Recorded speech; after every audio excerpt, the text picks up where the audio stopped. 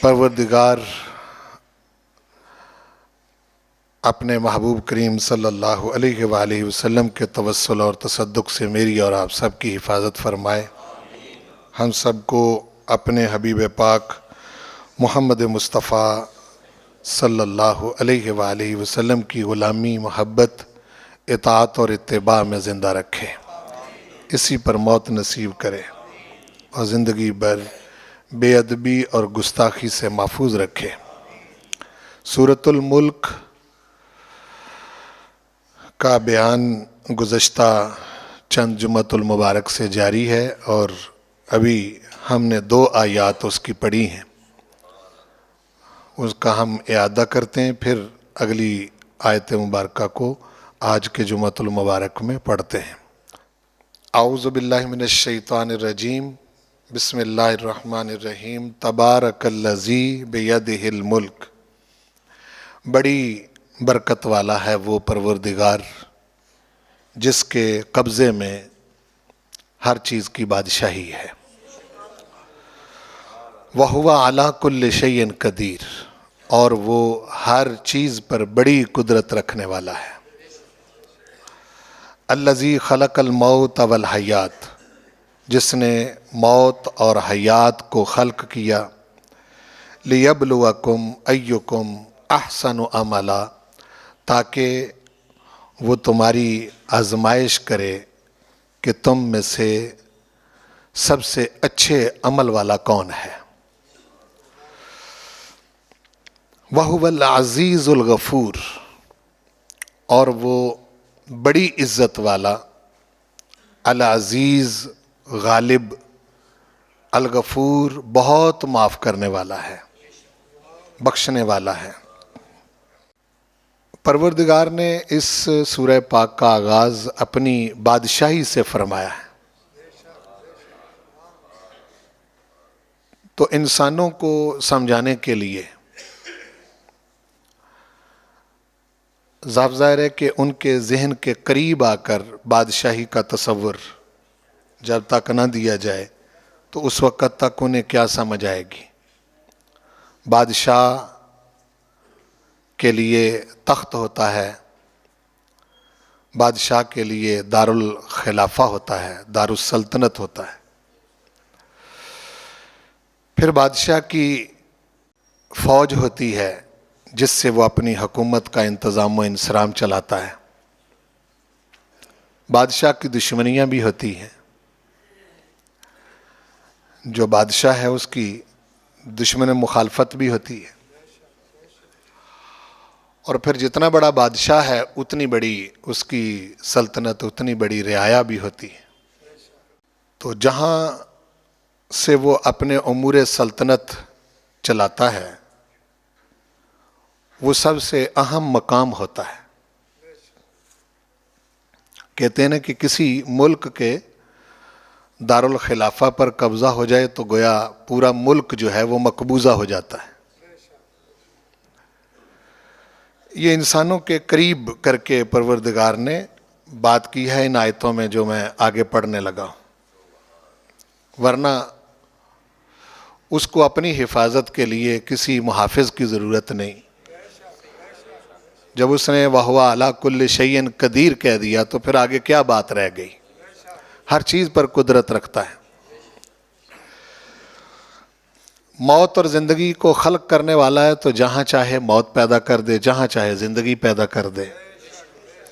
ایسے پروردگار کو اپنی حفاظت کسی دوسرے سے کروانے کی ضرورت پیش نہیں ہے۔ بھئی جو مار سکتا ہے اور زندہ کر سکتا ہے، تو جب دشمن ماری گیا تو پھر مخالفت وہ کیا کرے گا؟ وہ اپنے دشمنوں کو مار سکتا ہے، موت جب اس کے قبضے میں ہے۔ لیکن پھر بھی اس نے انسانوں کو سمجھانے کے لیے قریب کر کے ان کے ذہن کے بہت ساری باتیں کی ہیں، جس سے اس نے اپنی وجاہت، اپنی ذات کا جلال اور اتنا بڑا بادشاہ ہونے کے باوجود مہربان، کہ جس کے آگے کوئی شاید دم نہ مار سکے، ہاں جی، کسی کو مجال نہ ہو وہاں بات کرنے کی بھی. تو اس کے باوجود یعنی اتنی بڑی سلطنت کے ہوتے ہوئے وہ غفور، مہربان، بخشنے والا. تو یہ سب چیزیں انسانوں کو اپنے قریب کرنے کے لیے اس نے کی ہیں. موت کا بھی خالق وہی، زندگی کا بھی خالق وہی. اب آیت نمبر 3 میں جو بات فرمائی ہے، 3 اور 4 میں، اور 5 بھی اس کے متعلق ہی ہے. ہم دیکھتے ہیں کہ وقت ہمیں کتنی اجازت دیتا ہے. فرمایا کہ وہ جس کے قبضے میں بادشاہی ہے، ہر شے پر قدرت رکھتا ہے، موت زندگی کا خالق ہے، العزیز ہے، الغفور ہے. اس کی ایک شان یہ ہے کہ الذی خلق سبع سماوات طباقا. وہ ہے جس نے 7 آسمان بنائے ہیں، طباقا، ایک کے اوپر دوسرا. یعنی ایک آسمان، ایک طبقہ، پھر دوسرا، پھر تیسرا، پھر چوتھا، 5واں، 6واں اور 7واں. 7 آسمان طباقا، جس کی حدیث میں یوں وضاحت ہے کہ ایک آسمان کا حجم اپنا، وہ انسان اپنی تمام تر تیز سواری کے ساتھ اگر ایک آسمان کا اپنا حجم، جو اس کا اپنا وجود ہے، اس کو پار کرنے لگ جائے تو انسان کو 5 صدیاں لگ جائیں. حدیث کے مطابق یہ ہے کہ آسمان کا جو اپنا حجم ہے. اچھا، وہاں حضور کریم صلی اللہ علیہ وسلم نے یہ نہیں ارشاد فرمایا کہ انسان جو ہے وہ تیز رفتاری کے ساتھ اپنی فلاں سواری کے ساتھ اس کو عبور کر سکتا ہے. نہیں، انسانی طاقت جتنی بھی تیز سے تیز ترین ہو سکتی. اب انسان جو ہے، یہ جو دنیا جس میں ہم رہ رہے ہیں، اس کا چکر لگا چکا ہے، پوری دنیا کا چکر لگا چکا ہے. ایک مخصوص ٹائم میں مخصوص چیزوں پر سوار ہو کر وہ پوری دنیا کا چکر کاٹ سکتا ہے. کئیوں نے کاٹا بھی ہے. انسان چاند پر جانے کا دعوے دار بھی ہے. اس کے علاوہ مریخ پر کمندیں بھی ڈال رہا ہے. مزید جو ادارے ہیں ماہرین فلکیات کے، وہ اس کہکشاں سے جس میں ہم رہ رہے ہیں، یا اس کا ایک سورج ہے، اس کا ایک چاند ہے، اور پھر مزید اس کے ستارے ہیں. اس کے علاوہ وہ کہتے ہیں کہ ایسی، اب سائنس یہاں تک پہنچ گئی کہ وہ کہتے ہیں کہ ایسی ہزاروں کہکشائیں ہیں. ہر کہکشاں کا الگ سورج ہے، ہر کہکشاں کا الگ چاند ہے، ہر کہکشاں کے الگ ستارے ہیں. اور ان کا اس چاند، سورج اور ان ستاروں کو لٹکانے کے لیے کسی قسم کی کوئی رسی نہیں ہے. آپس میں ان کی کشش ایسی متناسب ہے کہ وہ اپنے پروردگار کے حکم سے سرے منہ ایک بال برابر بھی انحراف نہیں کرتے. یہاں تک آج سائنسدان یہ کہہ رہے ہیں. ہزاروں کہکشائیں. تو اس آسمان، پہلے آسمان، یہ ہمیں نظر جو آتا ہے، یہ قریب نظر آتا ہے. یہ قریب نہیں ہے. یہ آپ کی زمین سے انسانی تیز ترین کسی سواری پر، جو بھی وہ قیامت تک کوئی تیز ترین سواری بنا سکے گا، جس کا ذکر سورہ الرحمن میں بھی پروردگار نے صرف انسانوں کو نہیں، جنوں کو بھی ساتھ مخاطب کر کے کیا ہے. یا معشر الجن والانس، اے جنوں اور انسانوں کے گروہ، یعنی تمام انسان، تمام جن. یا معشر الجن والانس ان استطعتم ان تنفذوا من اقطار السماوات والارض فانفذوا. اگر تم سے ہو سکے تو آسمانوں اور زمین کے کناروں سے نکل کے دکھاؤ، اگر نکل سکتے ہو تو نکلو. فانفذوا لا تنفذون الا بسلطان. تم اقطار السماوات والارض کو عبور نہیں کر سکتے مگر بسلطان، میری دی ہوئی طاقت اور غلبے کے ساتھ. یعنی میں اگر چاہوں تو میں ان کناروں سے تمہیں پار بھی لے جاؤں، تم نہیں جا سکتے، تمہارے بس میں نہیں ہے. تم ہر وقت ہمارے شکنجے میں ہو. اوپر آسمان ہے، نیچے زمین، اور یہ تمہارے حکم کے پابند نہیں، یہ ہمارے حکم کے پابند ہیں. ان سے تم نکل نہیں سکتے. پھر صرف انسانوں کو نہیں، جنوں کو بھی مخاطب کیا. ہاں تم ان آسمانوں سے اور ان سے زمین سے نکل سکتے ہو، لیکن اپنی طاقت سے نہیں نکل سکتے. بسلطان، میں چاہوں میں غلبہ دوں، میں لے جانا چاہوں تو پھر اس کے لیے کوئی مسئلہ نہیں. اس لیے کہ یہ بات تو میں پہلے کر کے آیا ہوں کہ ہر چیز پر میں قدرت رکھتا ہوں.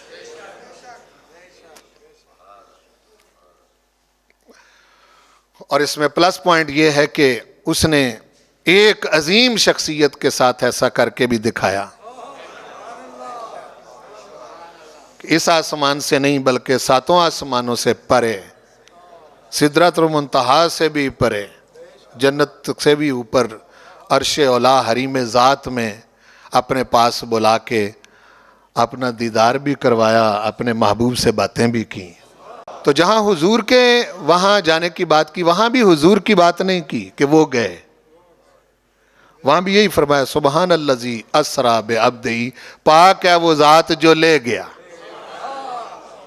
یعنی اگر وہ لے جانا چاہے تو پھر کسی قسم کی کوئی رکاوٹ نہیں. تو یہ اس کی سلطنت ہے. جتنا بڑا بادشاہ اتنی بڑی سلطنت. کہ 5 صدیاں لگ جائیں پہلے آسمان تک پہنچنے میں انسان کو. کتنی؟ یعنی اپنی جو اس کی ٹیکنالوجی، جہاں تک بھی اس کی عقل کام کرے وہ بنائے، اور تیز ترین انسان آگے چیزیں بنا رہا ہے. یہ تو ذکر ہی نہیں کیا کہ وہ اس صدی کا انسان ہو، 14ویں صدی کا انسان ہو یا 20ویں صدی کا انسان ہو. مخاطب کھلا کیا ہے جو بھی انسان ہوگا، اور جن بھی، اس میں جن بھی شامل ہیں کہ وہ نہیں ایسا کر سکتے. پھر پہلا آسمان، اس کی 5 صدیوں کی موٹائی، یعنی اس کو عبور کرتے 5 صدیاں لگ جائیں. پھر ایک آسمان اور دوسرے آسمان کا درمیانی فاصلہ، یہ سرکار نے بتایا، حضور نے بتایا ہے. ہاں جی، یہ حدیثیں اس سے بھری پڑی ہیں. میرا اتنا ٹائم نہیں ہوتا جمعۃ المبارک کے میں، ورنہ میں وہ بھی آپ کو پڑھ کے سناؤں. وہ لمبی حدیثیں ہیں، 4 5 صفحات کی، جس میں حضور نے اس کا ذکر کیا ہے. ہر آسمان کے درمیان کا خلا 5 صدیوں کا ہے. ہر آسمان کا اپنا حجم 5 صدیوں کا ہے. 7 آسمان ہیں، 7 ہی ان کی سپیسز ہیں، اور 7 آسمانوں کے اوپر پھر 5 صدیوں کی راہ. پھر سدرۃ المنتہا جس کے پاس جنت المأویٰ، پھر اس کے بعد عرش اولا. ہاں جی، جیسا بادشاہ ویسی سلطنت. بادشاہی کا تو ذکر کر رہا ہے نا اس میں. سورۃ الملک میں بادشاہی کا ذکر ہو رہا ہے نا. یہ بڑی برکت والا ہے جس کے قبضے میں بادشاہی ہے. تو فرمایا الذی خلق 7 سماوات طباقا، وہ ہے جس نے 7 آسمان خلق کیے ایک کے اوپر دوسرا، طباقا. اب چلو اوپر تو تم نہیں جا سکتے، قریب کا آسمان تو تم دیکھ ہی رہے ہو. ارشاد فرمایا دیکھو ذرا، ما ترا فی خلق الرحمن من تفاوت. ما ترا، تو نہیں دیکھے گا، اے انسان تجھے نظر نہیں آئے گا. فی خلق الرحمن، رحمان کی خلق میں، جو رحمان نے بنایا ہے، تو نہیں دیکھے گا رحمان کی خلق میں من تفاوت، کسی قسم کا کوئی فرق یا کسی قسم کا کوئی خلل. تفاوت تجھے نظر نہیں آئے گا. اتنا منظم، اتنا مربوط اور اتنا سمیٹری پر مبنی یہ سسٹم ہے اس کا جو اس نے بنایا ہے آسمانوں کا. فرمایا ایسے کر، فرج البصر، اپنی آنکھ اٹھا، اپنی آنکھ اٹھا اور پھر دیکھ، حل تری من فطور، کیا تجھے ہماری بنائی ہوئی تخلیق اور اس مخلوق میں، آسمان میں، تجھے کسی قسم کا کوئی فطور، کوئی خلل، کوئی نقص، کوئی عیب نظر آتا ہے؟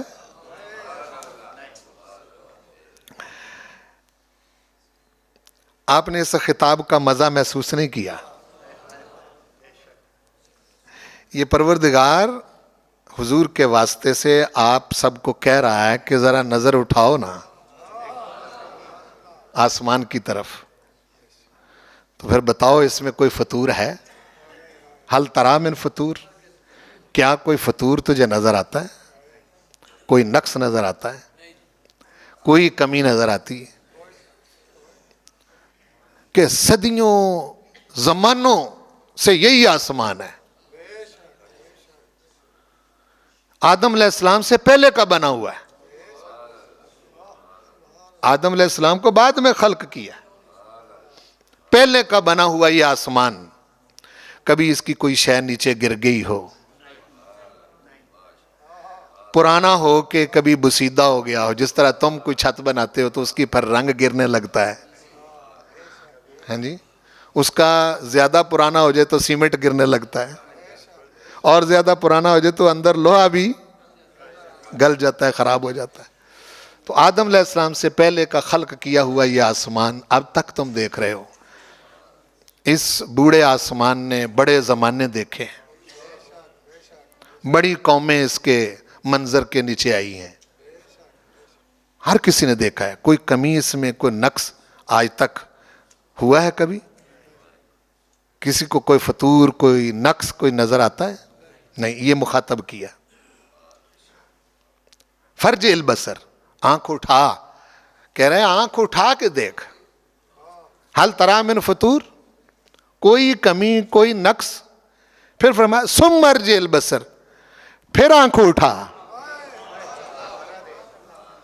اگر ایک بار کوئی کمی رہ گئی تو پھر اٹھا، کرتین، بار بار اٹھا،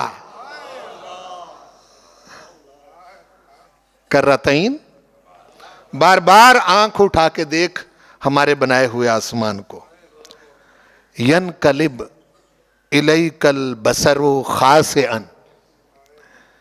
تیری نگاہ جو ہے یہ تھک کے واپس آ جائے گی.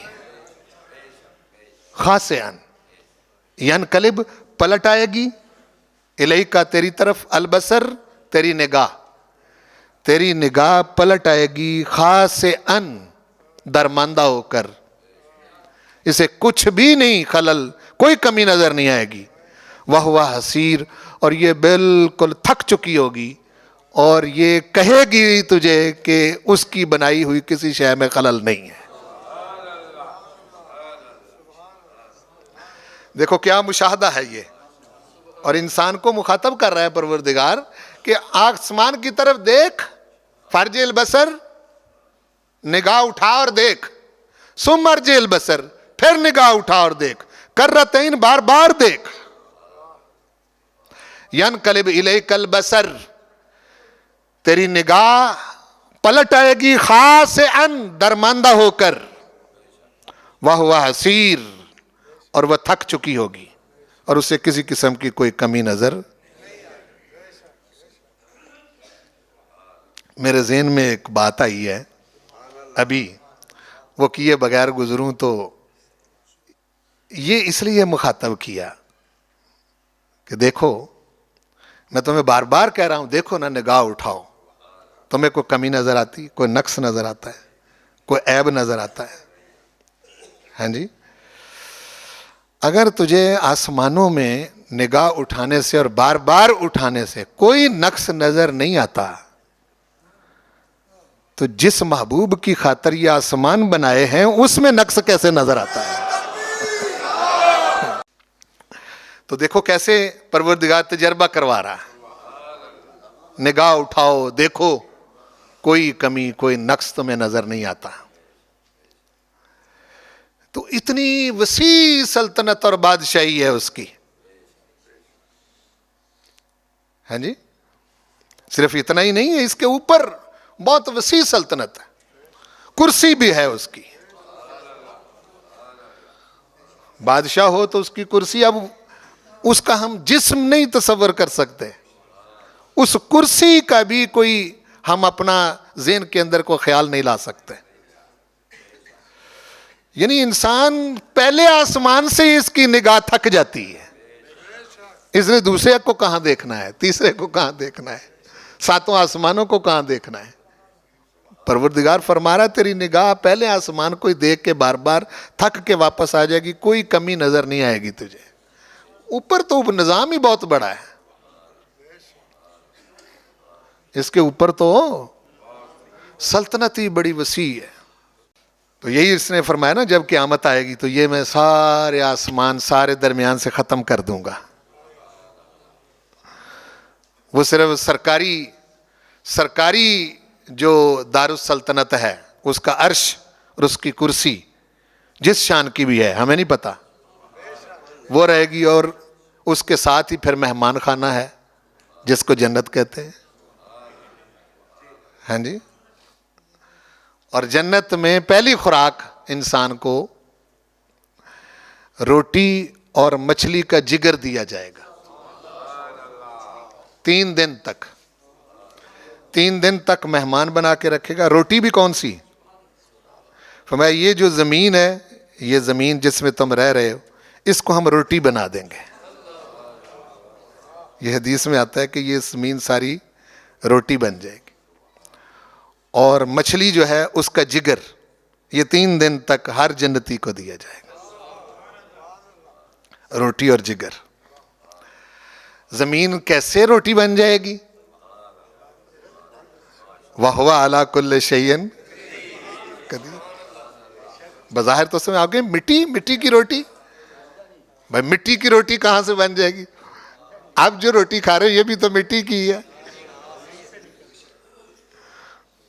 بھائی آپ جو روٹی کھا رہے ہو یہ کوئی مٹی کے علاوہ ہے؟ یہ تو اس پروردگار نے وہ مٹی کی کثافتیں دور کر کے مٹی میں سے نکال کے تو وہ گندم، چاول، انگور، سیب، کیلے، سب کچھ وہ مزے تو وہ خود ذائقے پیدا کرتا ہے نا. ٹھیک ہے. تو میں نے کسی درویش سے پوچھا، کسی کے پاس میرا بیٹھنا ہوا تو میں نے پوچھا کہ یہ زمین کی روٹی اور مچھلی کا جو جگر ہے، اس پر میں معترض تو نہیں ہوں، لیکن آپ اللہ والوں کا ذرا نظر اور طرح سے ہوتی ہے. اس مہمان نوازی میں 3 دن کی مہمان نوازی میں حکمت کیا ہے؟ یہ پوچھا میں نے. فرمانے لگے کہ انسان جب مر جاتا ہے تو اس کی دنیا کے ذائقے ختم ہو جاتے ہیں، اس کو ذائقے یاد نہیں رہتے کہ یہاں کیا کیا ہے.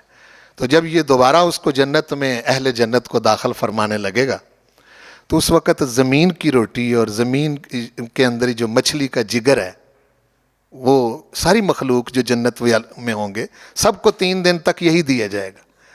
فرمایا اس کو یہ زمین کی روٹی اور مچھلی کا جگر اس لیے دیا جائے گا کہ پہلے اس کو چکھ لینا جو دنیا میں تو جس کی خاطر لڑتا مڑتا رہا ہے، یہ چکھ لے، تاکہ 3 دن کے بعد پھر جو تجھے جنت کا ذائقہ چکھائیں گے پھر تجھے پتہ چلے گا کہ جس کی خاطر لڑتا مرتا رہا ہے وہ تو شے کچھ نہیں تھی.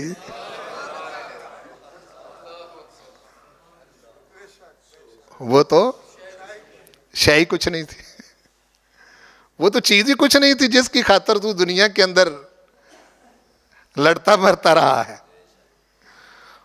وہ جھگڑے اسی کے ہیں نا، وہ ساری زمین کی روٹی اس لیے کہ زمین کے جو پھل ہیں نا، وہ ایک بندہ ایک جگہ پر رہتے ہوئے سارے نہیں کھا سکتا۔ آپ پاکستان میں رہتے ہیں لیکن آپ دعویٰ دار نہیں کر سکتے کہ زمین کے اندر میں نے سارے ذائقے چکھ لیے۔ کوئی انڈیا میں رہتا ہے، کوئی نیپال میں رہتا ہے، کوئی امریکہ میں رہتا ہے، کوئی سعودی عرب رہتا ہے، کوئی مصر میں رہتا ہے۔ کئی مخصوص ایسی چیزیں ہیں وہ وہاں کے ہی ذائقے ہیں، وہاں کے ہی پھل ہیں، وہاں کی زمین میں ہی ہوتے ہیں، وہ آپ تک پہنچتے نہیں ہیں۔ ہر چند کے فاسٹ دنیا ہو چکی، گلوبل ولیج ہے، آن لائن آپ چیزیں منگوا بھی سکتے ہیں، لیکن پھر بھی آپ اس چیز کے دعوے دار نہیں ہو سکتے کہ جی ہر شے جو ہے میں نے چکھ لی۔ تو زمین ساری جو ہے اس کی روٹی اس لیے بنائے جی سارے ذائقے اس میں اکٹھے فرمائے گا، جو ذائقے رہ گئے دنیا میں وہ بھی چکھا کے پھر جنت کے ذائقے چکھائے گا۔ ہاں جی، واہ،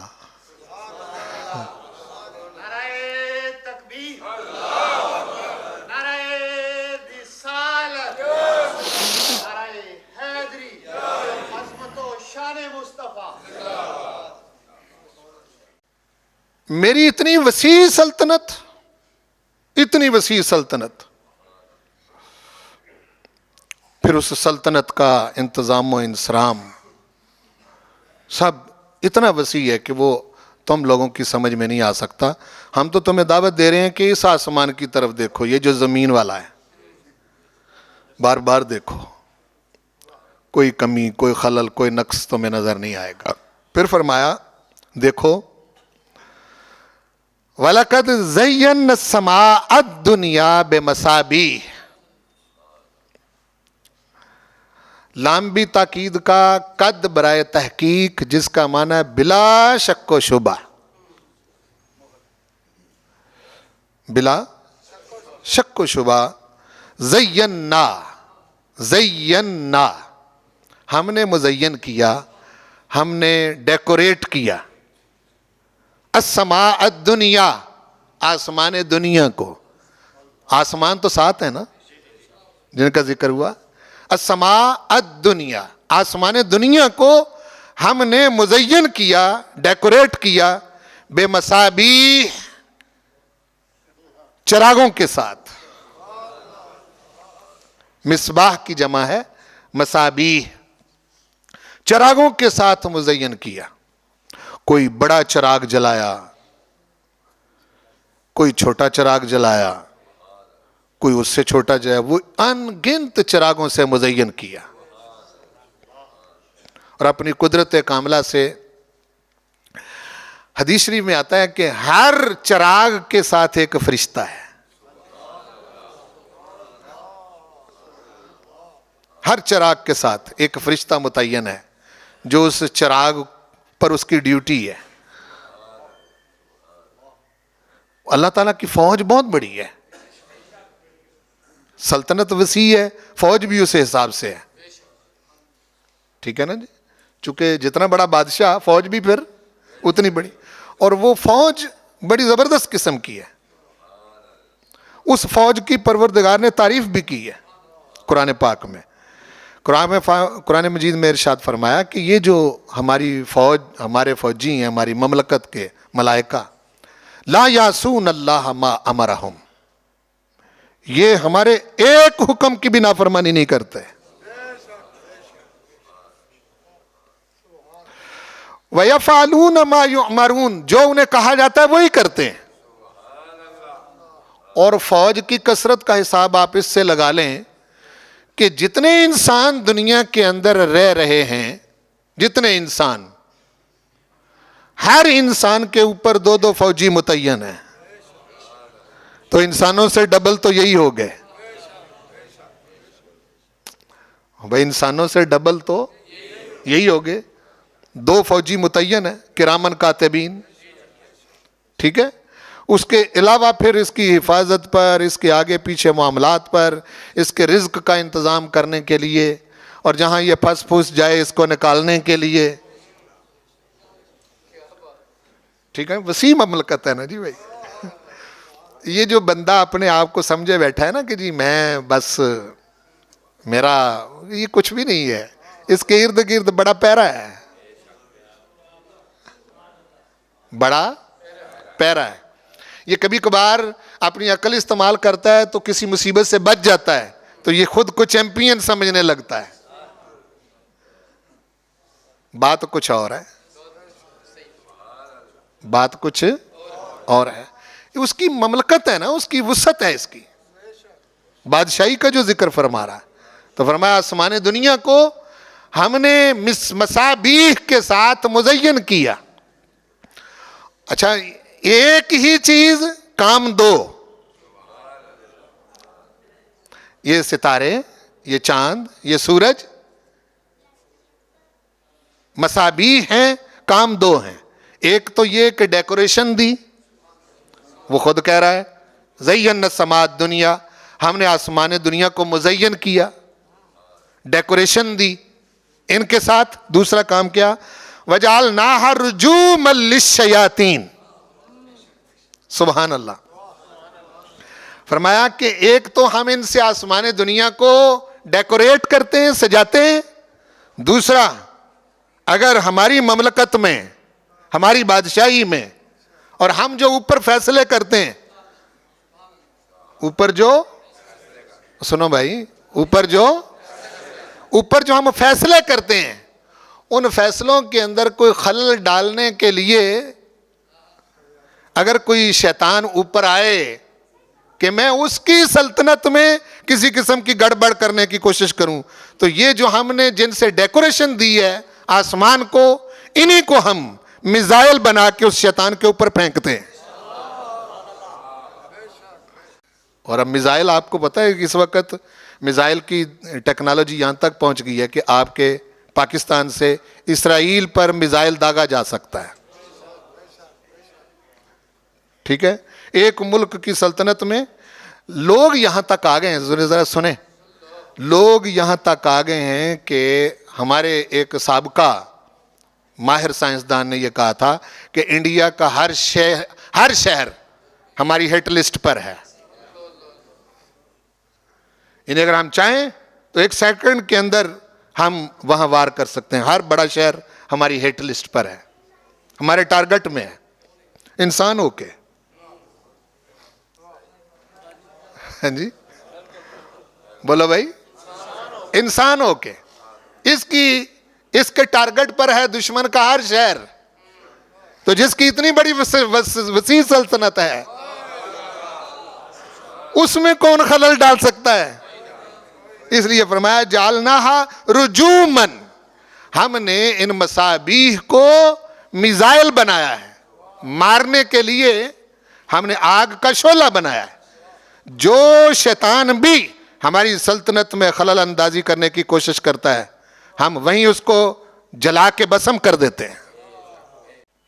یہاں میں کہنا چاہوں گا، اور یہ تقریباً اس کے سب قائل ہیں، کہ پہلے آسمانوں کے قریب جا کر شیطان فرشتوں کی باتیں سن لیتے تھے، اور یہ پختہ بات ہے، ہر کوئی اس کا قائل ہے.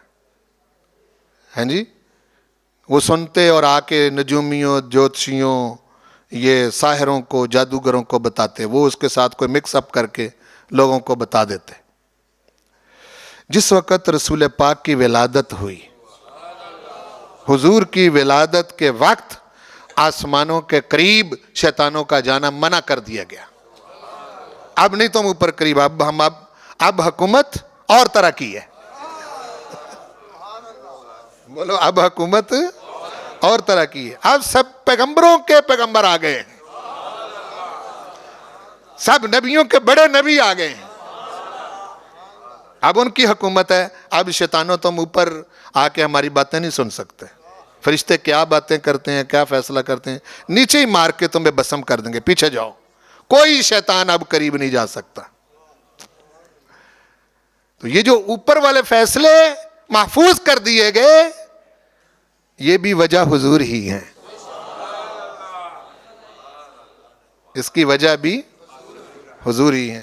فرمایا جعلناها رجوما للشیاطین، ہم نے ان مصابیح کو شیطانوں کے لیے رجوم بنایا، ہم ان سے ان کو مار کے بھگا دیتے ہیں، اور پھر یہ کوئی بھی شیطان جو ہے وہ آسمان کے قریب نہیں آ سکتا۔ آسمان دنیا، اس کے اوپر 6 آسمان ہیں، درمیان میں خلا، یہاں تک نہیں مجال شیطانوں کے جانے کی۔